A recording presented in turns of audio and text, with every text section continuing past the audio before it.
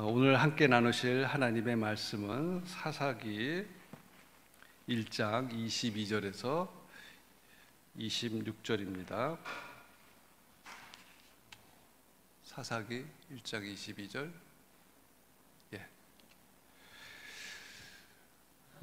읽겠습니다. 한 절씩 교독하도록 하겠습니다. 요셉 가문도 베델을 치러 올라가니 여호와께서 그와 함께 하시니라.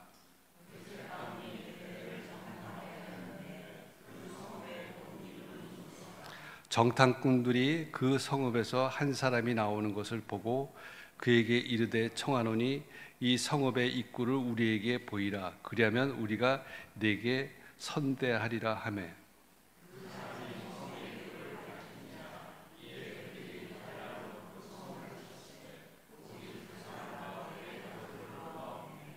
그 사람이 햇사람들의 땅에 가서 성읍을 건축하고 그것의 이름을 루스라 하였더니 오늘까지 그곳의 이름이 되더라. 김건주 목사님께서 하나님의 집에 사는 삶이라는 제목으로 말씀 전해 주시겠습니다. 사사기 말씀 계속 나누고 있는데 사사기 전체 주제가 하나님과 함께하는 삶입니다.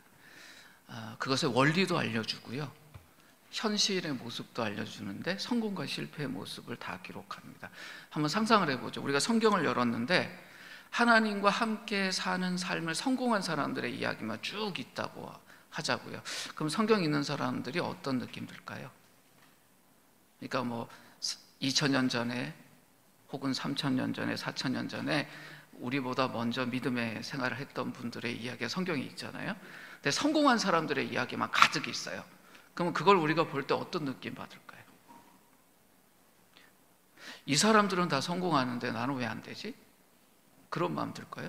반대로 성경을 열었더니 실패한 사람들의 이야기만 잔뜩 있다. 그럼 성경을 읽을 때 어떤 느낌 받을까요? 네? 나하고 똑같네 이러고 위로받을까요? 아니에요. 열심히 해도 실패하는 거야 라고 낙심할 수 있어요. 그래서 성경은 성공과 실패의 이야기를 다 하고 그 이야기를 통해서 정말 중요한 원리가 무엇인지 우리에게 이야기를 합니다. 그럼 이 사사기가 하나님과 함께하는 삶에 대한 우리를 이야기하고 있는데 1장에서 가장 중요한 그 기준이 되는 몇 가지 이야기를 해요. 단어로 정리를 할게요. 믿음. 따라해 보실까요? 믿음. 그 다음에 순종. 그리고 또 하나가 있습니다. 오늘 확실하게 드러나는데 방향성. 자, 믿으면 뭘 믿어야 될까요? 믿음이라는 단어를 딱 생각하시면 신약성경 히브리서에 보면 늘 정리해놨잖아요. 하나님이 계신 것과 그 하나님 앞에 나아가는 자들에게 하나님의 상 주신다 그랬잖아요. 이 두 가지를 뭐라고 표현하면 좋냐면 하나님과 하나님 말씀에 대해서 내가 신실하게 믿는다는 거예요. 이것이 신구약 전체를 뚫고 있는 거예요. 그러니까 어떤 믿음요? 하나님 정말 살아계신 분이야. 그분은 약속하면 반드시 지키는 분이야 라는 것을 믿고 있느냐라는 거예요. 그러니까 믿으면 뭐 할까요? 순종해요. 그러니까 순종한다는 것은 믿음이 전제되어 있죠. 사사기가 뭘 이야기하냐면 정말 너네들 하나님 믿어야 돼. 이제 약속의 땅 들어갔으니 가장 중요한 건 그 약속의 땅으로 초대하고 인도하신 그분이 정말 살아계신다는 것과 그분의 약속이 정말 신실하게 이루어진다는 걸 믿어라. 믿는다면 뭐 하라고요? 순종해라 라고 이야기를 해요. 더불어 오늘 본문에서 강조하는 게 그렇게 사는 사람들은 삶의 방향성이 있다라는 이야기를 합니다. 자, 세 가지 기억합시다. 사사기가 우리에게 무슨 이야기 한다고요? 하나님과 함께 사는 삶에 대해서 이야기한다. 근데 중요한 키워드가 세 개 있다. 첫 번째가 뭐라고요? 믿음. 두 번째가 순종. 세 번째가 방향성. 자, 그 이야기를 하는데 오늘 본문이 좀 이상해요. 22절 말씀을 한번 띄워주시겠습니까? 같이 읽을까요? 요셉 가문 도. 시작하는데 한국말은 조사가 중요하잖아요. 요셉 가문이가 아니라 요셉 가문도 베델을 치러 올라가니 하면서 도라고 하죠. 자, 지금 사사기 들어와서 중요한 역할을 했던 지파가 어디였죠? 까먹으시면 안 돼요. 유다였어요. 근데 갑자기 요셉 가문도라고 등장해요. 사사기 이전까지 이스라엘 백성들을 이끌고 이스라엘 백성들이 약속의 땅에 들어와서 실제 그 약속의 땅을 정복해 가는 일에 가장 중요한 일을 했던 리더가 있었습니다. 누굽니까? 여호수아였어요. 그래서 사사기 1장 처음 시작이 여호수아가 죽은 후에라고 시작을 했잖아요. 근데 요셉 가문이 어떤 가문입니까? 바로 그 여호수아의 가문이었어요. 근데 오늘 본문 다시 한번 띄워주시겠어요? 22절에 이제 다시 유다 지파가 역할을 하는 거 사이에 요셉 가문 이야기를 해요. 이제 처음부터 끝까지 한번 같이 읽겠습니다. 시작. 요셉 가문도 베델을 치러 올라가니 여호와께서 그와 함께 하시니라. 사사기에서 가장 중요한 문구가 뭐였죠? 여호와께서 그와 함께 한다. 요셉 가문이 이제 정복 전쟁하러 가는데 이들에게도 중요한 말이 함께 있죠. 뭐가 있어요? 하나님이 그들과 함께 하셨다. 그러면 이들이 승리할까요? 승리하지 않을까요? 예측이 돼요. 하나님이 함께 하셔서 하나님이 승리를 넘겨주신다면 이들도 승리할 거다. 그러면 이 이야기를 딱 읽는 순간에 이 이야기의 결말은 승리로 끝날까요? 실패로 끝날까요? 승리로 끝나는 거 우리가 알 수 있어요. 주도권을 유다 지파에 내어주긴 했지만 여전히 요셉 가문 안에 여호수아의 영향력이 남아 있습니다. 여호수아라는 사람이 평생 살면서 가장 중요하게 여겼던 게 뭡니까? 하나님과 함께 하는데 목숨 걸었던 지도자예요. 그래서 모세 이후에 이 여호수아에 대해서 많은 사람들이 기억하고 감사했던 거예요. 근데 이 여호수아라는 이름이요, 히브리 말이잖아요. 근데 우리가 신약 성경에 잘 아는 예수라는 이름하고 같은 이름입니다. 헬라 말로 고치면 예수가 돼요. 하나님과 동행하면서 이스라엘 백성들을 하나님께로 인도했던 지도자, 그들의 이야기입니다. 요셉 가문이라는 이름은 에브라임과 므낫세 지파를 함께 부르는 말이에요. 이들 안에 아직 여호수아의 영향력이 남아 있었습니다. 근데 22절 다시 한번 띄워주시면 오늘 표현이 좀 이상합니다. 베델을 치러 어떻게 했대요? 올라가니. 아니, 베델을 치러 가니라고 하면 되지 왜 올라가니라고 했을까요? 우리는 이스라엘 사람이 아니니까 이걸 잘 몰라요. 자, 부산에서 서울로 올 때는 올라간다 그래요? 내려간다 그래요? 좀 습관이 이상해요. 올라간다 그래요? 그러면 서울에서 부산 갈 때는요? 내려간다고. 왜 그럴까요? 우리가 지도를 해놓으면 북쪽을 위로 해놓고 남쪽을 아래로 해놓은 습관이 있잖아요. 그러니까 지도 볼 때 어때요? 밑에서 위로 올라간다 그러고 위에서 밑으로 내려간다 그러잖아요. 그러니까 베델로 간다 그러면 사람들이 생각할 때 어떤 생각해요? 아, 올라간다라고 생각해요. 게다가 베델이 고지대였어요. 지대 자체가 높았어요. 그럼 베델로 간다 그러면 어때요? 올라간다는 표현을 썼어요. 실제로 올라갔어요. 그런데 이 표현을 굉장히 오늘 주목해야 됩니다. 의도적으로 썼습니다. 오늘 이 동사가 굉장히 우리에게 중요한 이야기를 합니다. 다시 한번 말씀을 띄워주시겠어요? 22절에 띄워놓으세요. 어디로 간대요? 지명이 베델. 근데 이 이름이 굉장히 중요합니다. 베델이요, 하나님의 집이란 뜻이에요. 성경에 엘이라는 단어가 나오면 그게 하나님이거든요. 근데 베델은요, 하나님의 집이란 뜻이에요. 그래서 지금 하나님의 집으로 올라간다라는 이야기예요. 예루살렘을 중심으로 해서 예루살렘 북쪽으로 한 20km 정도. 그러니까 예루살렘이 이스라엘 사람들 머릿속에서는 중심이잖아요. 거기서 북쪽으로 한 20km 가는데 지대도 굉장히 높아요. 그 베델을 가려니까 올라가고 있어요. 그런데 이 물리적인 지리적인 상황을 통해서 무슨 이야기를 하냐면 사사기는 우리에게 영적인 메시지를 전해줘요. 뭐냐? 하나님을 믿는 사람의 삶의 방향성은 언제나 어디를 향해야 된다? 하나님의 집을 향해야 된다. 그러려면 내려가는 삶이 아니라 어떤 삶이요? 올라가는 삶을 살아야 된다. 등산하시는 분들 많죠. 우리 이건 집사님 등산 많이 하시잖아요. 올라갈 때가 힘들어요? 내려갈 때가 힘들어요?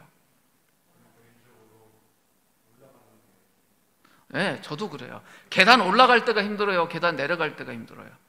사실은 건강에는 올라가는 게 좋고 내려가는 게 안 좋다고 하지만 힘은 올라갈 때 힘들잖아요. 무슨 이야기냐면 힘들더라도 삶이 아랫방향을 향하는 것이 아니라 위를 향해야 된다는 이야기를 하고 있는 거예요. 우리 삶에 무엇이 있다? 힘들더라도 내려가지 않고 위로 올라가도록 애써야 한다. 인격적인 부분도 어때야 돼요? 오늘보단 내일이 올라가도록 애써야 돼요. 평소에 내가 분을 잘 내는 사람이다. 그럼 어떻게 됩니까? 하루 바뀐다고 확 바뀌지는 않지만 늘 어떤 방향을 가야 돼요? 올라가는 쪽으로, 좋은 쪽으로. 인격도 그렇고 상황도 그렇고 관계도 그렇고 올라가는 방향을 향해서 살아야 된다. 그런데 어디로를 향해요? 하나님의 집. 무슨 이야기입니까? 혼자 해결할 수 있는 일이다? 아니다? 아니라는 뜻이에요. 하나님과 함께하는 사람이라면 하나님의 임재를 향해 나아가되 그 일을 통해서 본인의 삶이, 본인의 인격이, 본인의 상황이 그 걸어가는 걸음은 힘들더라도 어떻게 해요? 나아질 수 있도록 해야 된다라는 메시지를 우리에게 던져주고 있어요. 요셉 가문이 지금 그 일을 하고 있습니다. 힘든 여정을 하나님과 함께 걸어가요. 사사기가 이 사사기 성경을 받아든 후배들에게 읽히는 거예요. 베델을 향해서 살고 있느냐, 올라가고 있느냐라고 질문하는 거예요. 그럼 우리는 이제 4,000년이나 떨어진 이 시대 속에서 이 책을 읽잖아요. 그럼 우리가 어떻게 반응해야 될까요? 오늘 내 삶의 걸음이 베델을 향하고 있는가? 하나님의 집 하면 하나님이 사시는 곳이란 뜻이잖아요. 내가 하나님의 임재를 향해서 걷고 있는가? 그렇게 하나님의 임재를 걷는다는 건 위로 올라가는 거니 쉽지 않은 거지만 내가 그렇게 삶의 방향을 잡고 가고 있는가? 아침에 딱 일어났을 때 가장 먼저 드는 생각이 뭐여야 될까요? 내 마음이, 내 생각이, 내 삶의 방향이 하나님의 집을 향하고 있는가? 질문하라는 거예요. 그리고 하루를 마감하는 시간에 하루를 돌아보면서 내 걸음이 베델을 향하고 있었는가 확인해 보라는 거예요. 그것이 사사기를 제대로 읽는 것입니다. 그냥 성경의 오래된 이야기로 읽는 것이 아니라 지금 나의 이야기로 읽는 거예요. 지난 일주일의 삶을 돌아보면서 우리가 그런 기도 많이 하잖아요. 오늘 권사님도 그렇게 이야기하셨습니다. 말씀대로 살지 못하고. 네. 그러면 그 구체적인 이야기가 뭘까요? 내가 베델을 향했나예요. 힘들지만 내가 더 나아지기 위해서, 올라가기 위해서 애썼나? 그 방향성을 갖고 있었나? 하나님이 계시고 그 하나님의 약속이 나에게 이루어지는데, 그러려면 내가 하나님의 임재를 향해 나아가는데 내가 그렇게 했나? 질문하라는 겁니다. 이어지는 23절 볼까요? 같이 읽겠습니다. 요셉 가문이 베델을 정탐하게 하였는데 그 성읍의 본 이름은 누스라. 갑자기 이들이 뭐 한대요? 정탐한대요. 그리고 베델의 옛 이름을 이야기를 해요. 왜 갑자기 베델의 옛 이름을 이야기할까요? 특별한 의미가 있어서 그래요. 누스란 뜻이 아몬드 나무란 뜻이에요. 그러니까 살구나무가 안에 아몬드 나무가 있대요. 그러니까 이래서 뭐 어떤 분들이 살구나무를 하는데 정확하게 아몬드 나무예요. 자, 동네 이름이 아몬드 나무였으면 그 동네가 어떤 동네였을까요? 아몬드 나무가 엄청나게 많았다는 거예요. 보세요. 이스라엘 같은 그런 척박한 땅에서 아몬드 나무가 대량으로 자랄 수 있는 곳이면 그것은 어떤 곳입니까? 기가 막히게 좋은 곳이에요. 자연의 혜택을 풍성히 받아서 굉장히 멋진 곳이었어요. 그럼 그곳에 사는 사람들은 늘 뭘 보고 살았을까요? 그 자연의 혜택이에요. 야, 우리 동네는 다른 동네보다 훨씬 좋아, 풍성해. 자부심이 있었을까요? 없었을까요? 있었죠. 근데 이 동네 이름을 베델로 바꾼 사람이 누구냐면 야곱이에요. 이 사사기 이전에 오래전에 야곱이 이 동네 이름을 바꿨어요. 그럼 언제 어떻게 바꿨냐? 야곱이 형 속이고 도망 다닌 적이 있죠. 이 쌍둥이 형을 속였습니다. 그래서 쌍둥이 형이 장자인데 큰아들인데 큰아들의 권리를 이 야곱이 속여갖고 뺏었잖아요. 그리고 도망 다닐 때 하나님이 야곱에게 너 이곳에서 제단을 쌓고 나에게 예배해라 라고 해서 예배 드린 적이 있어요. 그곳이 이 누스예요. 그리고 그때 하나님이 야곱에 대해서 뭐라 하냐면 더 이상 너의 이름을 야곱이라고 부르지 않고 이스라엘이라 부르겠다. 그러면서 축복하신 적이 있어요. 그걸 기념해서 이곳의 이름을 누스에서 뭐로 바꿨냐면 베델로 바꿨어요. 그 사건 이후로부터 이스라엘 사람들이 이곳을 뭐라고 불렀을까요? 베델로 불렀어요. 자, 누스라는 곳의 이름을 베델로 바꿨다고 해서 갑자기 그곳에 성전이 막 생기고 뭐 지리적인 물리적인 상황이 변했습니까? 변하지 않았습니다. 그럼 뭐가 바뀌었어요? 그것을 바라보는 의미와 정체성이 바뀌었어요. 야곱 이후에 그곳이 누스라는 그 환경 그대로 있었지만 의미가 바뀌었어요. 자, 누스는 자연 그대로에 있는 풍성함을 드러내는 이름이잖아요. 당신 어디 출신이에요? 누스 출신이에요. 그러면 그 좋은 동네 살다 오셨네요 할 거 아니에요. 근데 그곳에 그대로 있는데 당신 어디 출신입니까? 하는데 저 베델 출신입니다. 그러면 베델은 무슨 의미예요? 하나님의 집. 의미가 다르죠. 베델이라는 이름은요, 자연의 혜택이 아니라 자연의 그 풍성함과 혜택을 주신 하나님을 바라보게 만드는 이름이잖아요. 똑같이 누스예요. 아몬드 나무가 풍성한 멋진 도시예요. 그 전까지는 여기를 뭐라고 불렀어요? 말 그대로 누스. 우리 동네 아몬드 나무 많다 자랑했어요. 근데 그 동네 이름이 뭘로 바뀌었어요? 하나님의 집. 그때부터 사람들이 그 동네 이름을 들으면 뭐예요? 아, 하나님이 그곳에 계시니 그곳이 그런 곳이구나 라고 정체와 의미가 바뀌었잖아요. 누구 때문에? 야곱 때문에.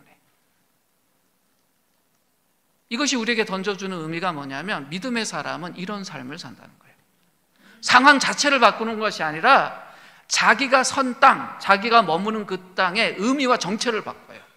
야곱이 그렇게 했습니다. 삶의 자리를 하나님의 임재가 드러나는 곳으로 바꾸는 것, 그것이 믿음의 여정이에요.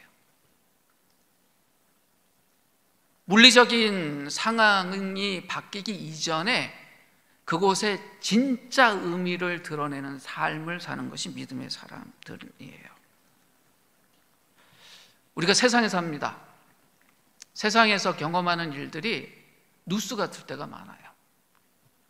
풍성함도 있고 풍성함이 없기도 하고, 그 관계 속에서 힘을 가진 사람들이 힘을 발휘하기도 하고, 직장이 누스 같을 수 있죠.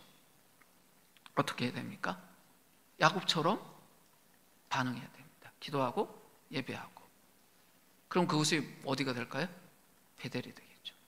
가정이 누스 같을 수 있어요. 그럼 어떻게 해야 됩니까?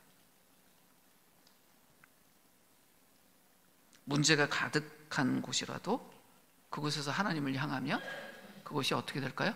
베델이 돼요. 문제는 여전히 있겠죠.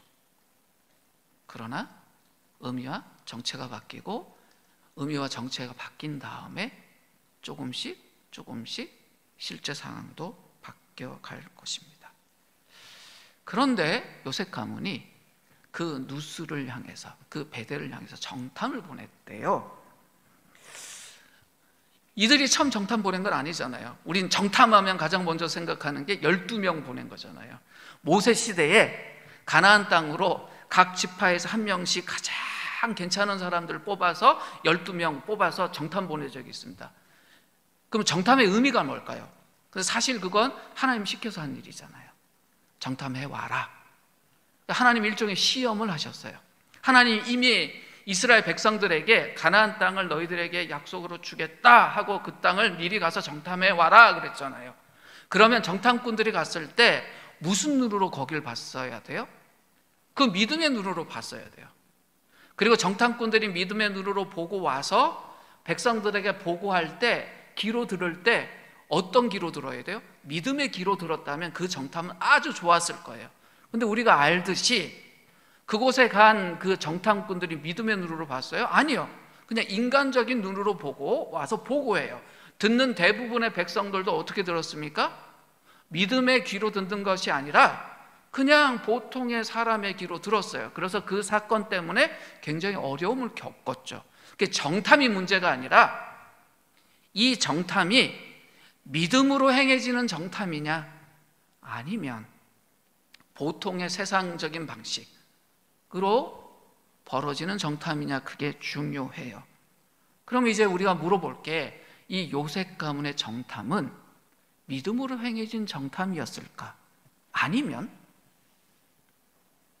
인간적인 정탐이었을까? 물어봐야죠. 근데 시작은 어떻게 됐습니까? 요셉 가문도 베델을 치러 올라갈 때 하나님이 함께 하셨다 그러면 이들이 어떤 정탐을 해야지 어울려요? 믿음의 정탐을 해야지 딱 멋있게 끝날 거 아니에요. 근데 정말 그랬나 한번 보지요. 24절 말씀을 한번 보겠습니다. 천천히 같이 읽겠습니다. 시작. 정탐꾼들이 그 성읍에서 한 사람이 나오는 것을 보고 그에게 이르되 청하노니 이 성읍의 입구를 우리에게 보이라. 그리하면 우리가 내게 선대하리라 하매. 이 말씀이 굉장히 중요합니다. 정탐꾼들이 그 성읍에서 딱 정탐하고 있었어요. 그 성읍 안에서 한 사람이 나오는 걸 봤어요. 근데 그에게 뭘 물어요? 이 성의 입구가 어디 있냐고. 아니, 성읍의 입구가 보여요, 안 보여요? 큰 성이면 성문이 있을 거 아니에요. 그럼 이 입구는 일반적인 입구를 말하는 걸까요? 아니면 그 성읍의 사람들만 아는 비밀 입구를 말하는 걸까요? 비밀 입구죠. 야, 그거 우리인데 보여달라. 그러면 내가 너에게 뭐 한다? 선대한다. 근데 이 내게 선대한다는 말이 굉장히 중요한 단어예요. 이게 히브리 말로 하면 헤세드를 베풀겠다는 뜻이거든요. 근데 헤세드를 베푼다는 말은 뭐냐면, 우리가 언약이란 말 중요하게 여기죠. 너와 우리가 언약 맺자는 이야기예요. 언약은 모든 약속 중에 최상위 이야기잖아요. 그럼 한 식구 된다는 이야기예요. 그런데 하나님이 이건 금지하신 거예요. 가나안 땅에 들어가면 가나안 사람하고는 아무런 언약도 맺지 마라 라고 말씀하신 거예요. 근데 정탐꾼들이 지금 뭐 하죠? 그 계명을 어기고 선대하겠다 그래요. 근데 우리가 이걸 비슷한 이야기를 알아요. 여리고성에서 어떤 일이 벌어졌습니까? 정탐꾼들이 여리고성에 들어갔는데 발각될 위험에 처했을 때 어디로 숨어들죠? 라합이라는 여인의 집에. 그리고 라합이 이 정탐꾼들을 숨겨줍니다. 기억나세요? 그리고 나서 이 이야기를 합니다. 여호수아 2장 12절 말씀 한번 띄워보세요. 같이 읽을까요? 시작. 그러므로 이제 청하노니 내가 너희를 선대하였은즉 너희도 내 아버지 집을 선대하도록 여호와로 내게 맹세하고 내게 증표를 내라. 누가 말했어요? 라합이. 자, 이스라엘 사람 정탐꾼이 라합에게 말한 거예요? 라합이 말한 거예요? 라합이 이미 이스라엘 정탐꾼들에 대해서 은혜를 베풀고 거기에 대한 반응으로 해달라는 거 했더니 정탐꾼들이 그러겠다 그랬어요. 그런데 요셉 가문의 정탐꾼들은 본인들이 위험사항도 아니었는데 그 성읍에서 나오는 사람 보자마자 무슨 이야기예요? 비밀 입구 보여줘. 왜 비밀 입구 보여달라고 했을까요? 비밀 입구 알면 쉽게 그 성을 정복할 수 있잖아요. 좋은 전략입니까? 나쁜 전략입니까? 너무너무 좋은 전략이죠. 근데 믿음의 행동입니까? 아닙니까? 아니에요. 시작은 어떻게 시작됐죠? 베델을 치러 올라가니 하나님이 그들과 함께 했다. 그러면 이들이 어떻게 반응했어야 될까요? 하나님의 함께 하심으로 했어야 돼요. 그런데 지금 뭐예요? 하나님이 하지 말라고 한 그 규정을 어기면서 뭐라고 이야기해요? 너네 가족은 확실하게 살려줄 테니 비밀 있고 보여줘. 정탐꾼들 생각 속에는 어땠을까요? 야, 이거 우리 쉽게 이 성을 얻을 수 있겠다 생각했을 것 같아요. 25절 말씀 한번 보죠. 천천히 같이 읽겠습니다. 시작. 그 사람이 성읍의 입구를 가리킨지라. 이에 그들이 칼날로 그 성읍을 쳤으되 오직 그 사람과 그의 가족을 놓아 보내매. 그 사람이 분명히 그 성읍의 사람이면 이스라엘 사람들은 적군이고 그 성읍은 자기 아내 가족들과 연결되어 있는 사람들일 텐데 별로 고민도 하지 않고 그 비밀 입구까지 이들을 안내했다라는 걸 알 수 있어요. 이 사람 왜 그랬을까요? 이 사람 입장이 돼보자고요. 왜 그랬을까요?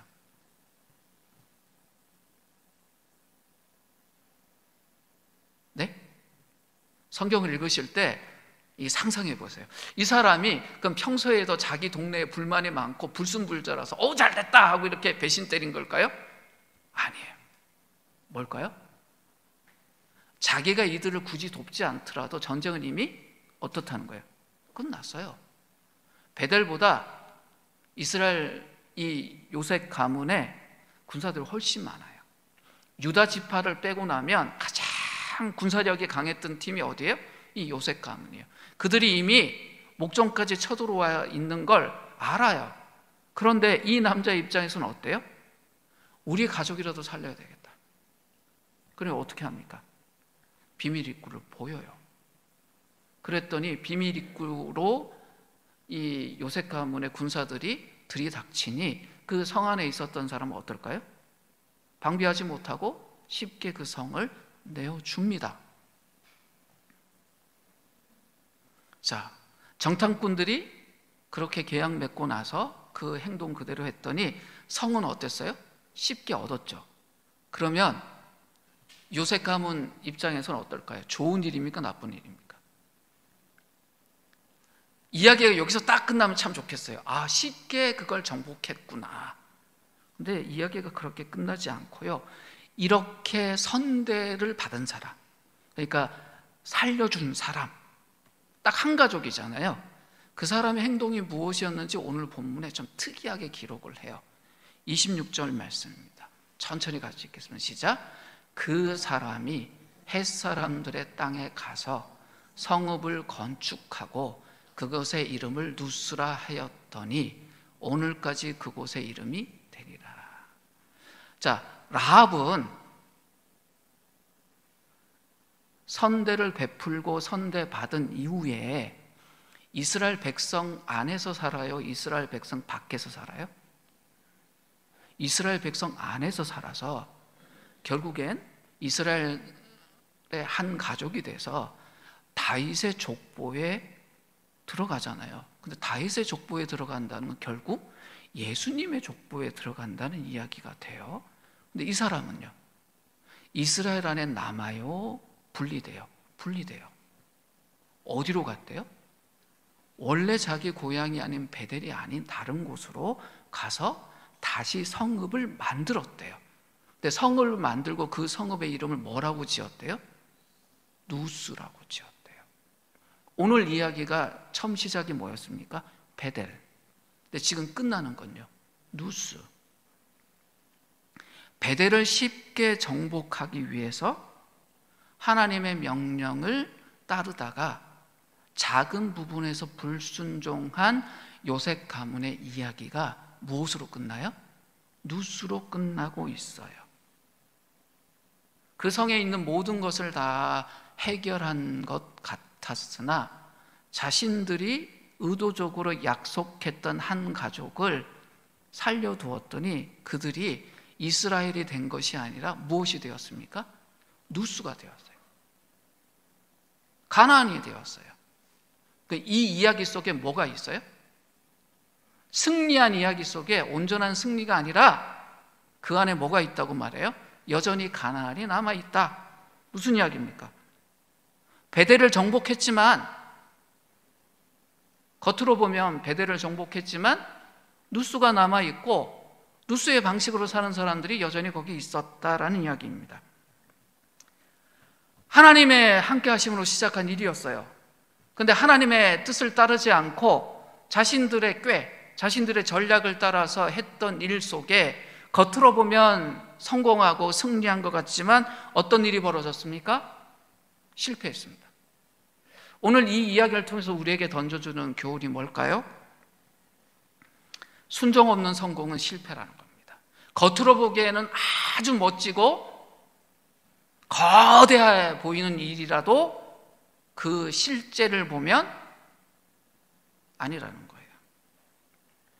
뭘 강조할까요? 세상하고 하나님 방식이 다르다는 이야기를 합니다. 세상은 뭘 강조해요? 결과예요. 결과가 좋으면 좋다.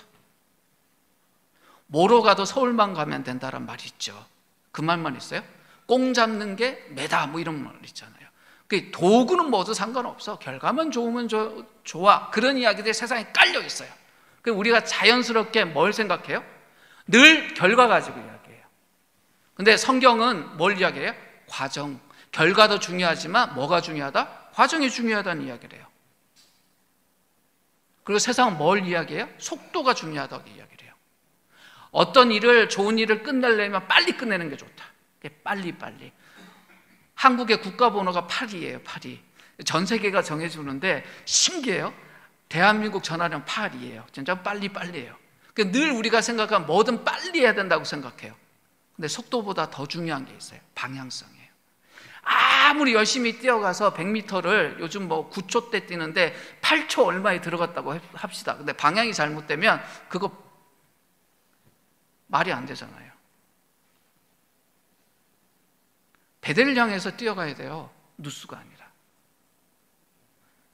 하나님의 기준이 뭐냐면 무엇을 했느냐도 중요하지만 그 무엇을 어떻게 했느냐를 굉장히 중요하게 여기세요. 우리가 질문해야 됩니다. 내가 살고 있는 삶이라는 공간을 내가 어떻게 베델로 바꿔갈 것인가? 베델로 바꿔가기 위해서 내가 무엇을 해야 되는가? 오늘 우리 공동체 여러 번 기도하면서 이 국가의 책임 맡은 사람들이 정직하고 성실하고 역할을 해달라고 그랬잖아요. 좋은 결과를 내는 것뿐만 아니라 그 과정에 있어서 그분들이 반드시 해야 될 일들을 이야기했습니다. 우리도 마찬가지예요. 우리의 삶을 무엇으로 채울 거냐는 거예요. 정직과 성실로. 근데 이 삶이요, 환경이 좋지 않아서 우리가 정말 정직과 성실을 피를 쏟아내고 뼈를 갈아 넣어도 좋은 결과 안 나올 수 있어요. 그렇더라도 어떻게 살아야 돼요? 정직과 성실로. 과정에서는 어떻게 해야 될까요? 말씀과 기도가 정말 중심에 있어야 돼요. 그러니까 애 데리고 성경 펼쳐보고 기도한다는 것이 아니라 정말 삶에 그게 깊이 배어 있어야 돼요. 몇 년 전에 굉장히 슬픈 기사가 하나 있었습니다. 초등학교 저학년 아이를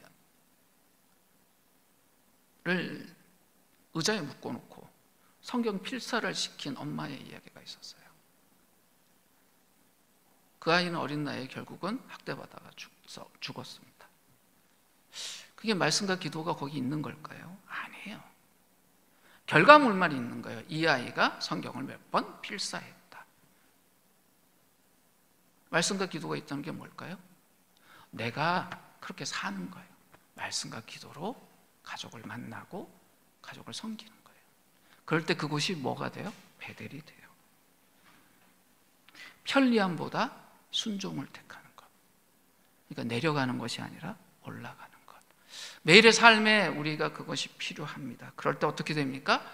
오늘 내가 선 곳에서 베델의 삶이 시작돼요. 하나님의 집에서 사는 삶이 시작돼요. 하나님은 우리가 단순히 가나안을 정복하고 가나안을 얻는 것이 목적이 아니라 그건 도구고 하나님과 우리가 함께 사는 것이 목적이었어요. 우리가 실제로 하나님의 백성으로 매일 사는 것. 우리가 이 땅을 정복하면서 살아야 합니다. 하나님이 매일같이 하루하루 준 삶. 오늘 장로님이 그런 이야기 하셨어요. 우리에게 있는 건 오늘이 전부라고. 맞습니다. 그럼 이 오늘을 우리가 어떻게 해야 돼요? 누스로 그냥 들 거냐 아니면 베델로 바꿀 거냐. 그것이 우리에게 중요한 것이에요. 진짜 믿음, 살아있는 믿음이 뭐예요? 누스 같은 이 땅을 베델로 바꾸는 삶. 우리가 그 질문하고 살아야 됩니다. 이제 말씀을 마무리하면서 우리에게 질문하고 같이 기도했으면 해요. 내가 요즘 하루하루 삶을 살 때 내가 베델을 향하고 있었나?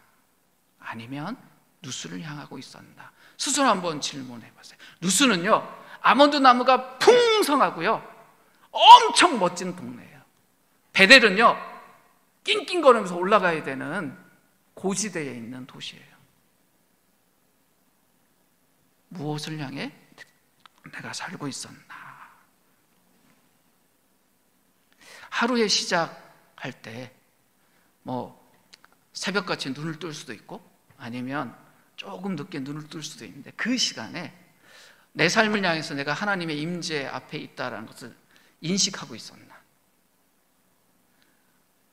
아까 이건 집사님 예배 전에 그런 이야기 하시더라고요. 아침에 일어나서 딱 눈 떴을 때 내가 오늘 살아있구나 라고 느낄 때 하나님을 생각하신다고.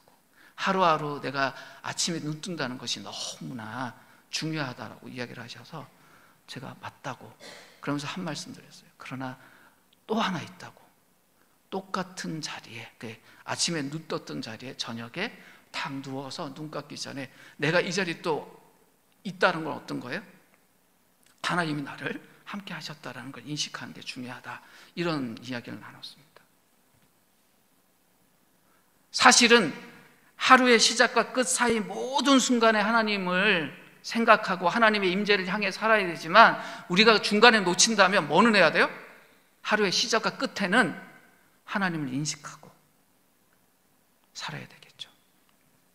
믿음으로 정탐해야 되고 순종하는 삶을 살아야 하는데 그렇게 시작했던 정탐꾼들이 속에 무슨 두려움이 있었던지 성읍에서 나오는 사람에게 비밀 있고 보여달라 그러면서 이야기했잖아요. 우리 안에도 그런 두려움이 없는지.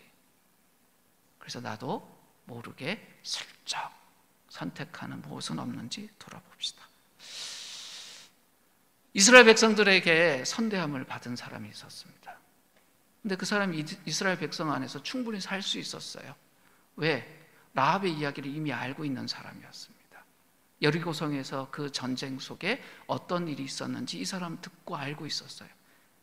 그럼 이스라엘 백성 안에 충분히 남아서 라합의 인생을 선택할 수도 있었는데 그 사람은 어떡합니까? 누스로 돌아가 버렸어요. 누스로 돌아가지 않기 위해서 우리가 포기해야 될 누스로 끌고 가는 습관이나 관계가 있다면 그것이 무엇인지 우리가 제거해야 됩니다. 그렇지 않으면 오늘 본문에 나왔던 그 사람처럼 하나님의 백성 안에 있는 것이 아니라 하나님의 임재, 하나님의 집이란 베델 안에 있는 것이 아니라 홀로 다른 곳으로 가서 원래 그곳도 아닌 그곳에 옛 생각하면서 누스라는 동네를 만들고 살게 될 것입니다. 우리 삶을 돌아보면서 기도했으면 합니다. 오늘 본문이 우리에게 주는 이 교훈들을 생각하면서 기도했으면 좋겠습니다. 하나님은 우리와 함께 살기를 원하세요. 우리가 하나님의 집이 되고 하나님의 집에서 하나님이 주시는 그 약속과 은혜를 함께 누리며 살기를 원하세요. 근데 우리가 이 요셉 가문이 범했던 그 실수, 순종의 길을 걸으면서도 놓쳐버리고 그래서 결국에는 하나님의 집이란 이름만 있는 실상은 누수의 삶을 살 수가 있습니다. 이 시간에 우리 자신과 공동체를 위해서 기도합시다. 지금 우리는 베델을 향하고 있는지 누수에 머물러 있는지 하루의 시작과 끝에서 하나님의 임재를 인식하며 살고 있는지 믿음으로 정담하고 순종하는 삶을 방해하는 내면의 두려움은 있는지, 누스로 돌아가지 않기 위해서 포기해야 할 습관이나 관계가 있는지, 우리 자신을 또 우리 공동체를 돌아오면서 주님께 기도할 때 매일의 삶 속에서 베델을 만드는, 베델로 바꾸어가는 우리가 될 수 있도록 결단하며 기도했으면 합니다. 함께 기도하겠습니다.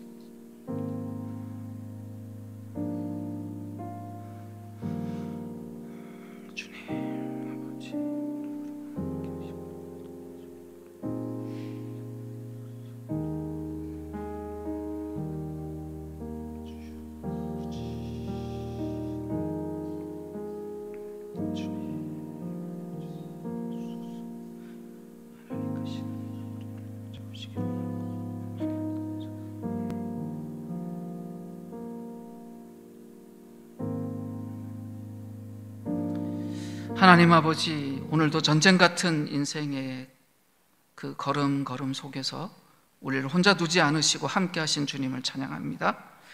우리가 머무는 곳이 누스처럼 평화롭고 풍요롭고 안전해 보여도 그곳이 하나님의 임재가 없는 땅이라면 베델로 올라가게 하여 주시옵소서. 믿음의 걸음을 선택하게 하시고 결정의 순간마다 상황과 현실이 아니라 하늘의 뜻을 먼저 구하며 내 판단이 아닌 주님의 말씀에 순종하는 자가 되게 하여 주시옵소서.